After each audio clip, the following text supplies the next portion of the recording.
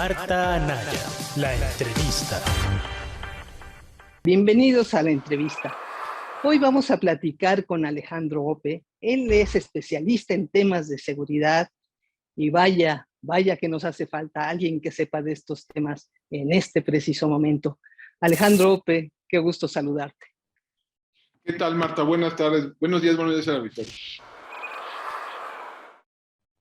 Bueno, oye, antes de entrar de lleno al tema de la Guardia Nacional, cuéntanos, ¿qué opinas tú del discurso que dio el secretario de la Defensa, Luis Crescencio Sandoval, el pasado 13 de septiembre? Pues yo creo que no escogió bien sus palabras. Yo creo que no pasó por los debidos filtros ese discurso. Salió más amenazante de lo que yo creo que quería mostrarse el general Sandoval. Yo creo que sí es ilustrativo de una apuesta que hay dentro de una parte del alto mando militar en favor del actual arreglo político, ¿no? Y la percepción de que esto va a durar por un buen rato y que por lo tanto hay que estar en buenos términos, ¿no? con la coalición gobernante. Yo creo que por ahí va. No, creo que no escogió muy bien sus palabras, pero bueno, hay que tomarlo, digamos, de quién viene y por dónde y cómo viene, ¿no? Ya. Bueno, entonces vayámonos al tema de la Guardia Nacional. El PRI ha propuesto ya no solamente irnos hasta el 2028, sino hasta el 2029 con las fuerzas militares en las calles haciendo labores de seguridad pública. ¿Esto qué implica? ¿Tú cómo lo ves? Mira, a ver, déjame dar un poco de contexto. Lo que se está discutiendo en el Congreso es la ampliación de un artículo transitorio de la reforma de 2019, la reforma constitucional de 2019, que da origen a la Guardia Nacional. En ese artículo transitorio se le faculta al presidente de la República hacer uso de la Fuerza Armada Permanente para funciones de seguridad pública sujeto a una serie de condiciones, ¿no? Esta intervención tiene que ser temporal, tiene que ser supervisada, tiene que ser subordinada, etc. No debería de pensarse como algo permanente, sino como algo extraordinario. Y es en tanto se consolida la Guardia Nacional. Y sorpresa, ¿qué crees? La Guardia Nacional no se consolidó según eso. No hay... Nadie se ha tomado la molestia de definir qué es consolidación, ¿no? ni cómo se va a medir eso en el futuro. La realidad es que nunca jamás se va a consolidar la Guardia Nacional. Ni hoy, ni en 5 años, ni en 10, ni en 50. A ver, deja de ponerte lo que acaban de aprobar. ¿Y eso por qué? Lo que acaban de aprobar al enviar la Guardia Nacional a la Sedena es desconsolidar a la Guardia Nacional. Le quitaron todas las plazas presupuestales a la Guardia Nacional. Todas, una por una. La dejaron sin plazas, sin presupuesto, la dejaron como cascarón. La Guardia Nacional hoy hace las veces de empresa fantasma. Sirve solo como un instrumento para que las Fuerzas Armadas participen en seguridad pública. Y bueno, como digo, en esas condiciones, pues no es posible pensar que en algún momento dado alguien diga, ya está consolidado. Entonces, pues aprovecharon esta coyuntura, aprovecharon la negociación con Alito para tratar de empujar, digamos, empujar el plazo de este artículo transitorio que vence en marzo de 2024 hasta marzo de 2029. No estoy seguro que vaya a pasar, pero en la práctica no significa mucho, déjame ponerlo así. A ver, realmente no hay ninguna diferencia entre la Guardia Nacional y el Ejército. La única diferencia es el uniforme.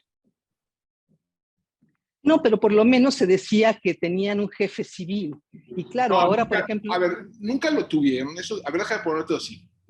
Si tú recuerdas el debate de 2018 y 2019, la primera propuesta que hace el gobierno, la primera propuesta de creación de la Guardia Nacional, enviada al Congreso, incluso antes de la toma de posesión de López Obrador, ubicaba administrativamente a la Guardia Nacional en la Sedena.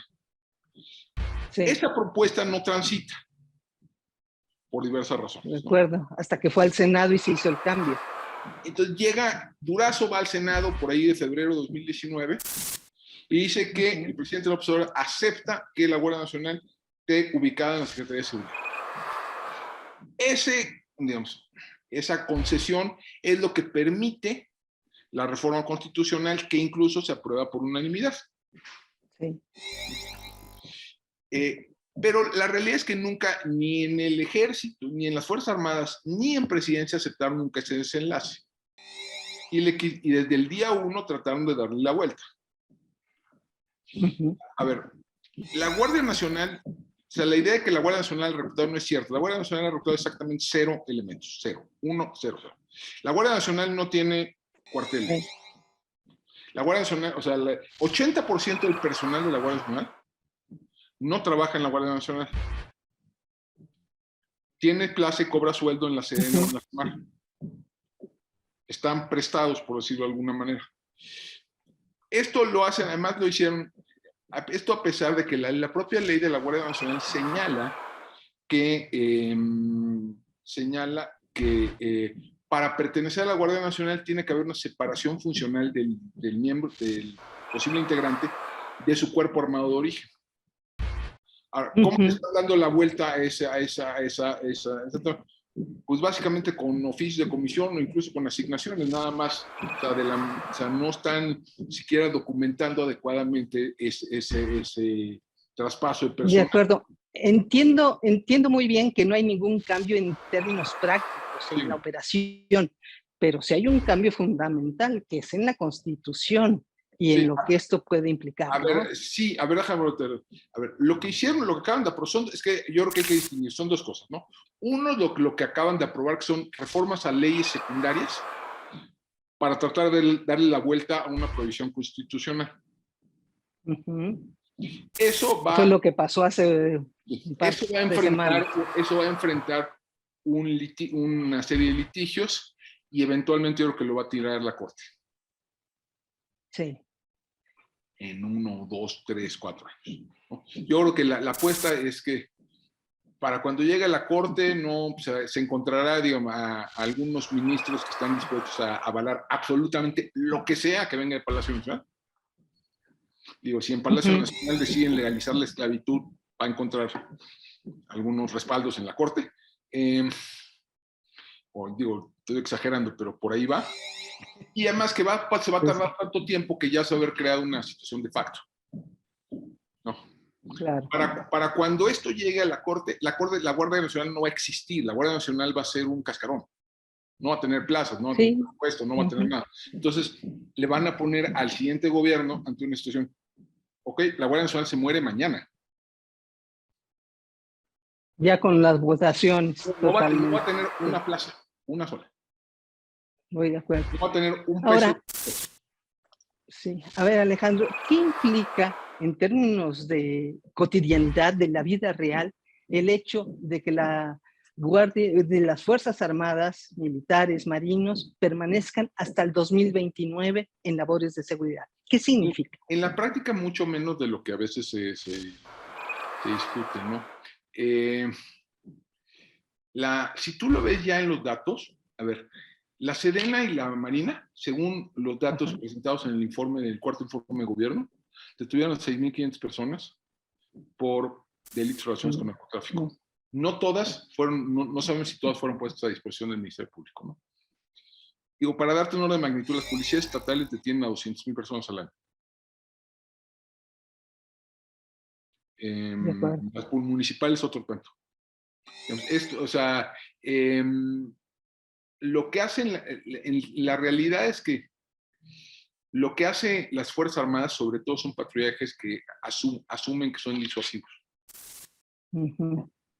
Y están en tareas básicamente antinarcóticos, ¿no? De erradicación, de intercepción de envíos de flujos de droga, etcétera. Pero ese es, y a lo mejor un poquito con combate al robo de combustible, pero ese es el grueso de lo que hace. Poco armas de fuego, etcétera. Entonces, la idea de que la presencia física de las Fuerzas Armadas en la calle tiene efectos disuasivos para el caso del homicidio, yo creo que es algo que para lo cual simplemente no existe evidencia. Y tampoco la Guardia Nacional, ¿no? Deja de darte un dato muy concreto de la Guardia Nacional, que cada vez que lo digo la gente se va de espaldas. En 2020, o sea, el primer año de operación de la Guardia Nacional, esta puso a disposición del Ministerio Público a exactamente 6 personas por el delito de homicidio doloso. Fue un año que hubo 36,000 homicidios. No hay gran cambio. O sea, claro, no te hace gran diferencia. O sea, lo que sí no investigan homicidios, eso está clarísimo. Dicen que los disuaden, pero yo creo que la evidencia es más bien frágil, débil en ese sentido. La noción de que hay vastos ejércitos criminales que superan con mucho las capacidades de las policías también es algo que deberíamos de empezar a problematizar. En la mayor parte del país no es el caso. El presidente ha puesto ahora el tema teórico por delante. No se trata de militarización. ¿Tú dirías que es o no militarización lo que está ocurriendo ahora? Ah, no, sin duda. Sin lugar a dudas. A ver, déjame, porque ¿se le dan más facultades a los militares? Sí. Sí. ¿Se fortalecen los controles civiles sobre las fuerzas militares? No. Yo creo que no hay duda al respecto. ¿Se usan a las Fuerzas Armadas para funciones que no se usaban en el pasado? Sí.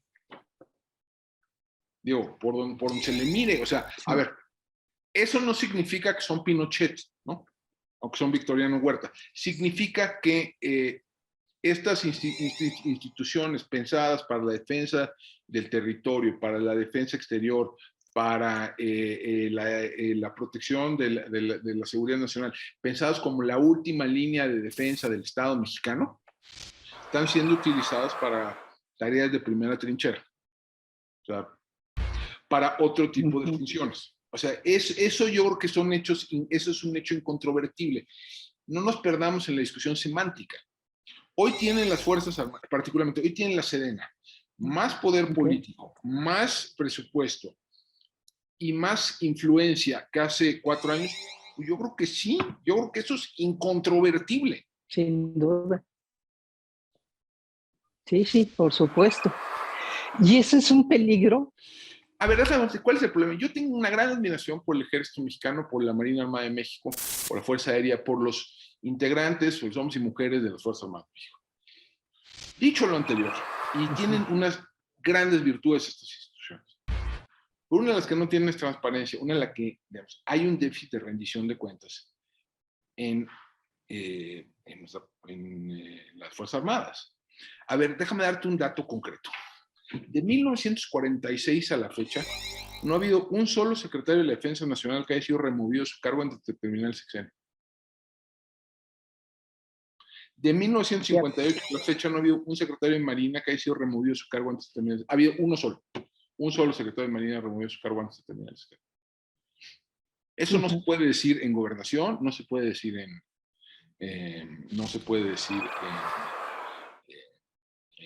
Hacienda, en Relaciones Exteriores, en ningún otro lado. Fíjate cómo es la sucesión en las Fuerzas Armadas, en Sedena o en Marina. Van y le presentan al presidente electo una terna. Ahora, el presidente electo, como sucedió con López, puede ir más allá de la terna, pero no, siempre es en el estamento militar. Sí. México es, junto con Guatemala, el único país de América Latina que nunca ha tenido un civil al frente de su Ministerio de Defensa. Entonces, sí esa es una de tus propuestas. Hay una dosis de autogobierno muy poderoso dentro de las Fuerzas Armadas. Y uno de los problemas que enfrentamos en México es un déficit de rendición de cuentas. Entonces, darle más poder, más influencia, más relevancia a una institución que sufre de un débil control civil, no es tal vez la mejor manera de cerrar esa brecha. ¿Tú qué harías? ¿Crees que no le quedó otra? ¿Que tenía que utilizar al ejército como él dice? No, a ver, déjame ponerte así. A ver, en México tenemos 3 grandes problemas en materia de seguridad. Uno, muy pocos delitos se denuncian. 2, los delitos que se denuncian no se investigan. Y los delitos que se investigan se procesan inadecuadamente. Nada de eso se resuelve poniendo a patrullar a las Fuerzas Armadas o a la Guardia Nacional. Nada de eso. Lo que se necesita es una transformación estructural de nuestro sistema de seguridad y justicia que facilite, por ejemplo, que reequilibre las relaciones entre policía y MP, que permita que las policías y que el grueso de las policías investiguen delitos, que permita que las policías reciban denuncias, que eleve los estándares probatorios en el sistema de justicia para generar incentivos en favor de capacidades de investigación, que le apueste más a la investigación y menos a la presencia, que le apueste más al cerebro y menos al músculo.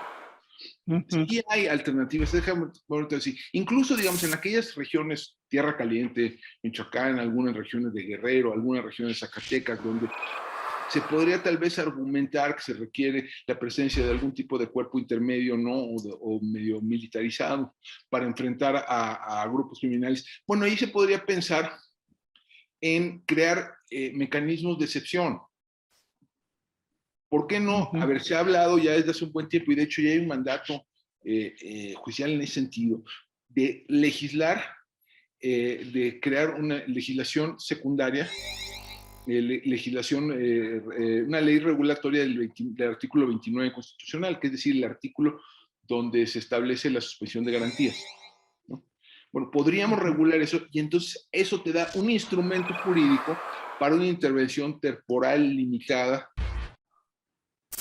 de las Fuerzas Armadas en zonas específicas del territorio. A mí decir, ¿cuál es la utilidad de tener a la Guardia Nacional desplegada en Mérida? ¿Por qué hay 16, pues no, no la veo. 16 cuarteles de la Guardia Nacional en la Ciudad de México, cuando hay 80,000 policías en la Ciudad de México? O sea, no, o sea, sí hay alternativas, sí las hay, ¿ok? Pero hay que pensar fuera de la caja y no pensar que, digamos, que lo excepcional es es decir, que estos mecanismos pensados como algo extraordinario, ¿no? Donde se tiene que apelar a toda la fuerza del Estado, tiene que ser la respuesta normal. La respuesta normal tiene que ver con cosas más cotidianas, tiene que ver con la facilidad para recibir denuncias, tiene que ver con la facilidad para investigar delitos, con los procesos del sistema de justicia penal. Allí es donde tenemos que estar centrando la discusión, no en poner votos en el terreno. Lo entiendo. Ahora, sin embargo, yo noto que en términos de emoción, de sentimientos, de discusión pública, hay por un lado o una gran euforia porque estamos haciendo historia, ¿verdad?, del lado de Morena, y por el otro, un gran temor a que vamos hacia el autoritarismo. ¿Tú cómo lo estás viviendo? ¿Crees que tienen razón en uno y otro lado? Mira, yo creo que, digamos, la realidad, como siempre, está en algún punto intermedio, ¿no? Digamos, no nos vamos a volver Pinochet, no nos vamos a volver el Chile Pinochet, no nos vamos a volver la Venezuela Maduro, no creo, no en corto plazo, pero sí es un riesgo para la democracia, para la salud de la democracia mexicana, darle más y más y más facultades a instituciones que tienen débiles mecanismos de control y supervisión. Déjame ponértelo así. O sea, ya que tienen aeropuerto, pues ¿por qué no tener aerolíneas? Si tienen aerolíneas, ¿por qué no tener hoteles, no? Y si tienen hoteles, ¿por qué no tener restaurantes, no? Entonces, crear, y por supuesto, pues es como es seguridad nacional, pues cómo nos vamos a enterar de cómo se manejan esos negocios, ¿no? Y además, pues, como digo, pues ni modo que seamos tan neoliberales que pensemos que tienen que ganar dinero, ¿no? Y entonces pues habrá que subsidiarlos, ¿no? O sea, bueno, entonces, sí, el año que entra el aeropuerto de Santa Lucía le va a costar va a haber un subsidio de 836 millones de pesos. Es el mero principio. Y entonces, o sea, tener una discusión presupuestal con las fuerzas con las Fuerzas Armadas, donde están en juego millones de pesos de subsidio, pues sí es complicada, ¿no? De nuevo, no se nos viene la dictadura de Videla, ¿no? Pero sí genera una erosión en las prácticas y normas democráticas. De acuerdo. ¿Y cómo salir de esta trampa en la que nos estamos metiendo? Primero, empezar a ampliar la discusión, ¿no? Empezar a poner alternativas en la mesa, decir, a ver, no todo es tierra caliente en Michoacán, ¿no? El grueso del problema se resuelve de otra manera, se resuelve atendiendo el problema de las policías, de los ministerios públicos, de la distribución de competencias, o sea, ampliar la discusión. Segundo, crear mecanismos, poner en la mesa mecanismos ahí sí para el uso extraordinario de este tipo de recursos, pero que sean realmente extraordinarios y que tengan periodos de uso mucho más cortos. Tercero, fortaleciendo los mecanismos de control, supervisión y fiscalización a todo lo largo del aparato de seguridad y justicia, incluyendo las Fuerzas Armadas. A ver, yo creo que, por ejemplo, una de las cosas que sí habría que empezar a avanzar es en una reforma de las Fuerzas Armadas que nos lleve, entre otras cosas, a que la titularidad de la Sedena o de la Marina, o a lo mejor pasando por una fusión de Marina y Sedena, cosa que porque también es muy anómalo tener dos secretarías militares, sea presidido por un civil, lo cual es lo más normal del mundo. Lo anormal es lo nuestro. Claro. Hay reformas amplísimas. Tenemos que salir, digamos, también de la discusión apocalíptica de que esto es gigante, no se puede, se requiere casi poner al país en pie de guerra para resolver. No es cierto. Déjame darte un dato. A ver, según el INEGI se cometieron 28 millones de delitos en 2000, delitos con víctima, ¿no? En 2021, según la encuesta nacional de victimización. Vamos a asumir, esto es un cálculo ranchero, pero que tiene patas partiendo de algunas investigaciones en el extranjero. Que haya un delito por delincuente por semana. Vamos a calcularle y que descansen 2 semanas. Te da más o menos como 600,000 delincuentes al año, 600,000 delincuentes. Pero además es muy probable que haya una distribución de Pareto, ¿no? Es decir, que haya unos que sean mucho más activos que otros, ¿no? Que el 20% controle, que sea responsable del 80% de la actividad. Entonces nos daría que más o menos el 80% de los delitos de este país es responsabilidad en cualquier momento de 120,000 personas. Caramba. De ese tamaño, o sea, no es ejércitos criminales vinculados a organizaciones de sofisticación intergaláctica. No, ese no es el problema. El problema son más o menos 120,000 personas que son, digamos, que muy probablemente ya estén en el radar de la autoridad porque han pasado varias veces, o por la cárcel, o por los juzgados cívicos, o por el Ministerio Público, están en los archivos. Y que pudiéramos atenderlo de otra manera. Sí se puede, o sea, sí hay maneras de hacerlo, sí se puede. O sea, tenemos que abandonar el discurso apocalíptico, ¿no? Ya. Y pensar en cosas, partir el problema en problemas más digeribles y empezar a atenderlo. Hay muchos municipios, desde lo municipal, empieza a haber historias de éxito que nadie ve en toda esta discusión. Ciudad de Nezahualcóyotl, que ha venido impulsando un modelo de policía de proximidad desde hace casi 15 años, hoy tiene la tasa de homicidio de Ciudad de Nezahualcóyotl es la mitad de la que tenía hace 20 años. Pues sí, fíjate, pues me quedo con la idea de que sí hay posibilidades y hay otro camino, Alejandro. Claro que sí. Pues te agradezco muchísimo. Muchas gracias. Al contrario. Marta Anaya, la entrevista.